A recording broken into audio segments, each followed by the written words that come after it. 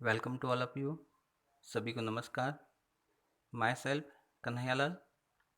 आज का अपना टॉपिक है फंक्शन ऑफ मनी, मुद्रा के कार्य।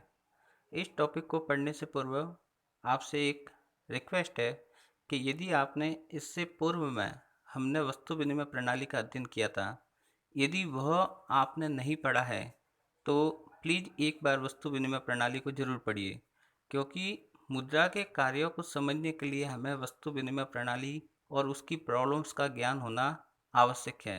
इसलिए यदि आपने वस्तु विनिमय प्रणाली और उसकी प्रॉब्लम्स को अभी तक नहीं पढ़ा है तो एक बार पहले उसको पढ़िएगा, फिर मुद्रा के कार्यों को समझना, ताकि आपको यह टॉपिक समझने में बहुत आसानी रहेगी। मुद्रा के कार्य को समझाते हुए प्रोफेसर क्राउथन ने बहुत अच्छी लाइनें लिखी हैं। वे लिखते हैं कि मुद्रा के है कार्य चार: माध्यम, माप, मान, भंडार। मुद्रा के कार्य को दर्शाने के लिए ये पंक्तियाँ अपने आप में बहुत ही सटीक है। मुद्रा के कार्य कौन कौन से होते हैं, इसको अपन व्यवस्था रूप में देखते हैं। अब अध्ययन की दृष्टि से आप देखेंगे तो मुद्रा के कार्य को बेसिकली चार कैटेगरी में डिवाइड किया गया है।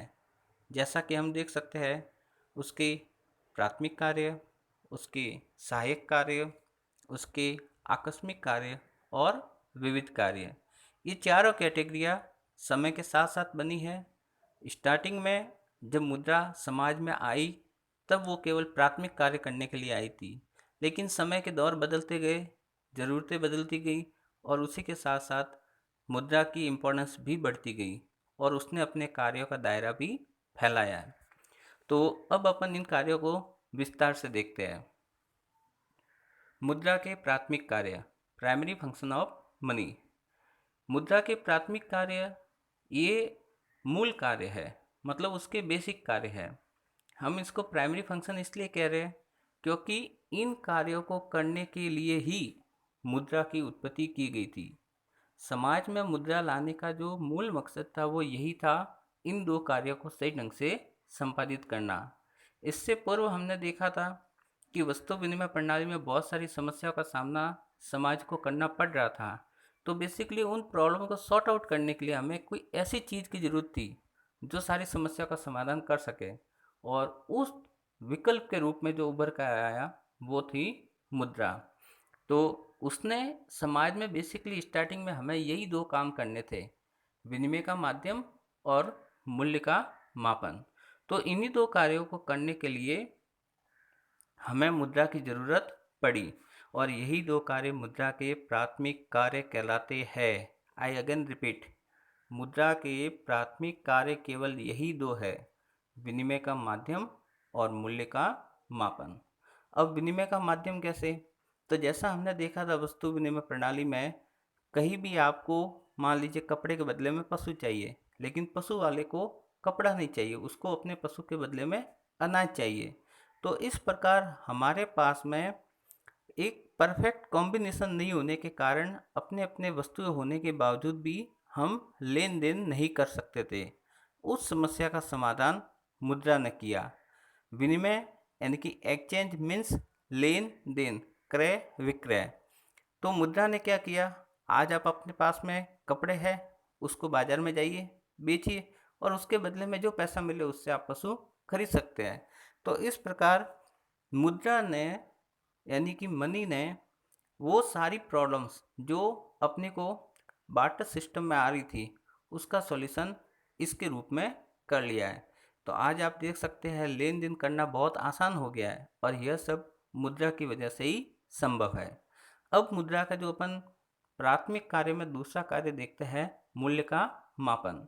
तो वस्तु विनिमय प्रणाली में जैसे मैं आपको अनाज दे रहा हूँ और उसके बदले में पशु ले रहा हूँ, तो वस्तु विनिमय प्रणाली यानी कि बार्टर सिस्टम में हमें ये पता नहीं चलता था कि मेरा अनाज कितने की वैल्यू रखता है और आपका पशु कितने की वैल्यू रखता है।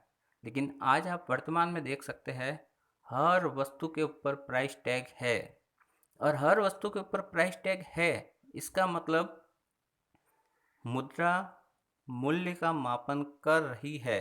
It means money measure of value. मुद्रा किसी भी वस्तु के मूल्य को मापने में सक्षम है, और मैं यहाँ पर ये कहना चाहूँगा कि मुद्रा न केवल वस्तु बल्कि सेवा भी, it means not only goods but also service. मुद्रा वस्तु के साथ साथ सेवा का मूल्य मापन भी करने में सक्षम है। और सर्विस, जैसा कि आप जानते हो, इनविजिबल होती है। जस्ट लाइक मैं आपको पढ़ा रहा हूँ, मैं मेरे शब्द बोल रहा हूँ, तो मेरे शब्द आप देख नहीं सकते लेकिन महसूस कर सकते हैं कि हाँ, कुछ मतलब बातें टॉपिक के बारे में बता रहे हैं। तो मुद्रा, जो चीज़ें नहीं दिखती, सर्विस नहीं दिखती, उसके भी मूल्य को मापने में सक्षम है।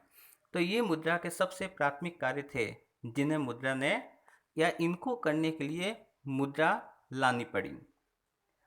अब अपन देखते हैं मुद्रा के सहायक कार्य, सेकेंडरी फंक्शन। ये वे कार्य थे जो समय के साथ साथ प्राथमिक कार्यों को, यानी कि प्राइमरी फंक्शन को सपोर्ट करने के लिए, या उनके साथ साथ ये कार्य भी धीरे धीरे समाज में प्रचलित हो गए, तो ये कार्य उसके सहायक कार्य कहलाए, यानी कि सेकेंडरी फंक्शन।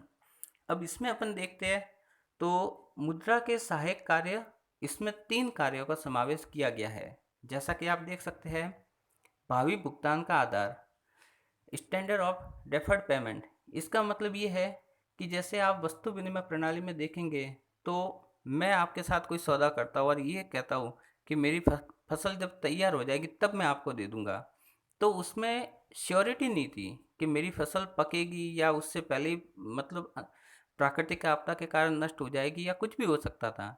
तो भविष्य के सौदे वस्तु विनिमय प्रणाली में इतने संभव नहीं थे। लेकिन आज मैं आपको कहता हूँ कि आप मुझे सामान दीजिए, मैं आपको 1 महीने बाद 10,000 दे दूंगा। तो आपको पता है कि 10,000 की वैल्यू है, और 10,000 मतलब 1 महीने बाद में भी 10,000 ही रहेंगे। तो मुद्रा की वजह से, चूंकि इसकी ये वैल्यू को स्टोर करके रख सकता है, इसीलिए आज अपन देख सकते हैं भविष्य के सौदे भी हो रहे हैं। आज हम बहुत लंबी लंबी भविष्य की योजनाएं भी बना रहे हैं, तो यह सब मुद्रा की वजह से ही संभव हुआ है। इसी प्रकार अपन देखते हैं मूल्य का संचय, money as a mean of store of value. मतलब मुद्रा के अंदर एक गुण होता है और वो है टिकाऊपन का। आप 100 रुपये का नोट आज से 10 साल पहले आपने तिजोरी में रखा होगा, और आज भी निकाल कर देखोगे तो वो 100 रुपये वैसे के वैसे ही रहेंगे। इसीलिए हम मुद्रा को भविष्य के लिए भी सौदे कर सकते हैं और उसके रूप में मूल्य का संचय भी कर सकते हैं। लेकिन वस्तु विनिमय प्रणाली में हमने देखा था कि मेरी यदि कोई आज पशु है मेरे पास में, तो मैं यह दावा नहीं कर सकता था कि आज से 1 साल बाद में भी यह पशु ऐसा ही रहेगा। इसलिए उस वाले दौर में मूल्य का संचय संभव नहीं था, जबकि वर्तमान में मुद्रा में टिकाऊपन, ड्यूरेबिलिटी होने के कारण यह मूल्य का संचय कर सकती है। फिर है मूल्य का हस्तांतरण, ट्रांसफर ऑफ वैल्यू। वस्तु विनिमय प्रणाली में हमने देखा था कि हम भौतिक चीज़ों को एक जगह से दूसरी जगह स्थानांतरित नहीं कर सकते थे, खासकर जो अचल संपत्तियां है अपनी, इमूवेबल, उनको। लेकिन वर्तमान में आप देखिए, मुद्रा ने इस कार्य को भी बहुत स्मूथली कर लिया है। आज मेरी सिरोही में प्रॉपर्टी है, मैं इसको सेल कर कर उदयपुर में प्रॉपर्टी खरीद लेता हूँ। तो ये एक तरह से मूल्य का हस्तांतरण सिरोही से कहाँ हो गया, उदयपुर। जबकि पहले वाले दौर में मैं अपनी सिरोही की ज़मीन उठाकर उदयपुर नहीं जा सकता था। तो इस प्रकार मुद्रा ने मूल्य का हस्तांतरण भी बहुत आसानी से कर लिया है। फिर आते हैं मुद्रा के आकस्मिक कार्य। ये मतलब ऐसे कार्य थे जब अर्थव्यवस्था धीरे धीरे तेज गति से विकसित होने लगी। तो जो विकास की प्रक्रिया थी, उसके साथ साथ मुद्रा ने जो कार्य किए, वो थे मुद्रा के आकस्मिक कार्य। इसमें आप देख सकते हैं 4 कार्यों का समावेश किया गया है। पहला है जैसे डिस्ट्रीब्यूशन ऑफ इनकम। तो आप देख सकते हैं फैक्ट्री में प्रोडक्शन हो रहा है और फैक्ट्री में लेबर को सैलरी मिल रही है। वो सैलरी किस में मिलती है, मुद्रा में। फैक्ट्री में प्रोडक्शन हो रहा है, उसमें जिसने कैपिटल लगाई है उसको इंटरेस्ट मिल रहा है, किस में हो रहा है, मुद्रा में। मतलब आज धन का जो वितरण हो रहा है उसका माध्यम मनी ही है। हमारे घर में सैलरी आए या अपने घर में ब्याज आए या किसी अन्य फॉर्मेट में भी इनकम आएगी, उस इनकम को जो ट्रांसफ़र का जरिया है वह मुद्रा ही है। तो आज आप देख सकते हैं समाज में आय के वितरण का आधार भी मुद्रा या मनी ही है। भले ही वह ब्याज फिर लाभ, वेतन किसी भी रूप में हो, सब मुद्रा के रूप में ही अपने घरों तक आती है। तो वर्तमान में समाज की आय का वितरण करने का आधार भी मुद्रा ही है। फिर अपन देखते हैं साख का आधार, money is the basis of credit. आज के समय में जैसा हम जानते हैं, क्योंकि जिसके पास मुद्रा है उसकी साख भी रहती है, क्योंकि वो उसको पे करने की कैपेसिटी रखता है।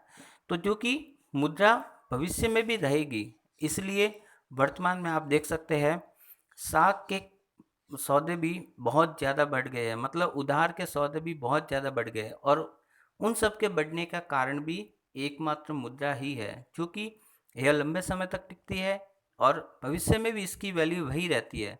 इसलिए हालांकि इन्फ्लेशन एक अलग इशू है जिसका इस पर असर पड़ता है, लेकिन वो अपन आगामी टॉपिक में उसको कवर करेंगे। लेकिन फिर भी अपन कह सकते हैं कि जो 100 रुपये आज है वो कल भी 100 रुपये ही रहेंगे, वो नोट वैसा का वैसा ही रहेगा। इसलिए आज के समय में जो साख का विस्तार हुआ है उसमें भी मुद्रा की वजह से ही हुआ है। फिर है अधिकतम संतुष्टि। तो यह एक सामान्य सी बात है कि मेरे पास में जितना धन है मैं उसको अपनी ज़रूरत की, जहाँ मुझे ज़्यादा संतुष्टि मिलेगी वहाँ खर्च करूँगा। और इस प्रकार मैं धन को ऐसे वे में खर्च करता हूँ ताकि मुझे अधिकतम संतुष्टि प्राप्त हो सके। तो व्यक्ति अपने पास में जो मुद्रा है, मनी है, उसको अपनी ज़रूरत की चीज़ों पर खर्च करता है और सबसे ज़्यादा संतुष्टि या मैक्सिमम सेटिस्फेक्शन प्राप्त करता है। इसी प्रकार मुद्रा के आकस्मिक कार्य में है पूंजी तरलता में वृद्धि, लिक्विडिटी ऑफ कैपिटल। आपके घरों में पैसा पड़ा हुआ है, यदि आपके घर में तिजोरी में पैसा पड़ा हुआ है तो वो अनप्रोडक्टिव है, लेकिन वही पैसा जब आप बैंक में जमा कराते हैं और बैंक वाले जब उसको इंडस्ट्री को देते हैं तो वही पैसा मूवमेंट में आ जाता है, उससे उसकी लिक्विडिटी बढ़ जाती है और वही कैपिटल फॉर्मेशन बढ़कर देश को इकोनॉमिक डेवलपमेंट कराता है। तो मुद्रा ने पूंजी की तरलता में भी वृद्धि की है। फिर अपन देखते हैं मुद्रा के विविध कार्य, मतलब अदर फंक्शन। ये वे है जो तीव्र गति से विकसित होती अर्थव्यवस्था में हमने समय के साथ साथ ये कार्य भी इसमें शामिल कर लिए। इसमें दो कार्य है। पहला कार्य है शोधन क्षमता की गारंटी, सॉल्वेंसी गारंटी। आप देख सकते हैं दो व्यक्ति बैंक के पास में जाते हैं, एक अमीर व्यक्ति, एक गरीब व्यक्ति। बैंक दोनों की जमानत मांगता है। एक अपनी जमानत बताता है कि मेरे पास इतनी प्रॉपर्टी है और दूसरा बताता है मेरे पास कुछ भी नहीं है। तो बैंक जाहिर सी बात है मौद्रिक मापदंड के आधार पर उनकी सॉल्वेंसी को मेजर करता है। अमीर व्यक्ति के पास धन है, मुद्रा है, इसलिए उसकी शोधन क्षमता दिखती है और इसलिए उसको लोन पहले दिया जाएगा। जबकि गरीब व्यक्ति के पास जमानत के रूप में रखने के लिए धन नहीं है तो उसकी शोधन क्षमता डाउटफुल लगती है या अनिश्चित है, इसलिए उसको लोन के बारे में बाद में विचार किया जाएगा। इस प्रकार वर्तमान में मुद्रा शोधन क्षमता यानी कि सॉल्वेंसी का भी एक स्टैंडर्ड है और उसी के आधार पर अपन लोगों को उधार देते हैं और किससे ज़्यादा व्यवहार करना किससे कम, उसका क्राइटेरिया भी मुद्रा ही है। फिर अपन देखते हैं निर्णय का वाहक, मतलब आज मेरे पास में धन है तो मैं जो चाहे वो चीज़ खरीद सकता हूँ क्योंकि मेरे पास में धन अवेलेबल है, यानी मुद्रा मेरे पास अवेलेबल है। यदि मेरे पास पैसे नहीं है तो मुझे तब तक का इंतज़ार करना पड़ेगा जब तक मेरे पास पर्याप्त मुद्रा नहीं हो जाती किसी वस्तु को खरीदनी है जो मैं चाहता हूँ। तो आज के समय में हमारे डिसीजन भी हमारे मनी पर डिपेंड करते हैं। यदि आपके पास में बैंक बैलेंस पड़ा हुआ है तो आप अपनी ज़रूरत की कोई भी चीज़ है उसको तुरंत करेक्ट मतलब परचेजिंग कर सकते हैं, अन्यथा बिना मुद्रा के आपको वेट करना पड़ेगा। इसलिए हम कह सकते हैं कि हमारे जो डिसीजन है उनका स्टैंडर्ड भी कहीं ना कहीं, जैसे आर्थिक मामलों में हम कहते हैं, वो हमारे मुद्रा पर ही निर्भर करता है। तो इस प्रकार ये हमारे मुद्रा के कार्य थे जिनको अपन ने थोड़ा सा ब्रीफली पढ़ा है। उम्मीद करता हूँ समझ में आया होगा। स्वस्थ रहिए, सुखी रहिए। Thank you.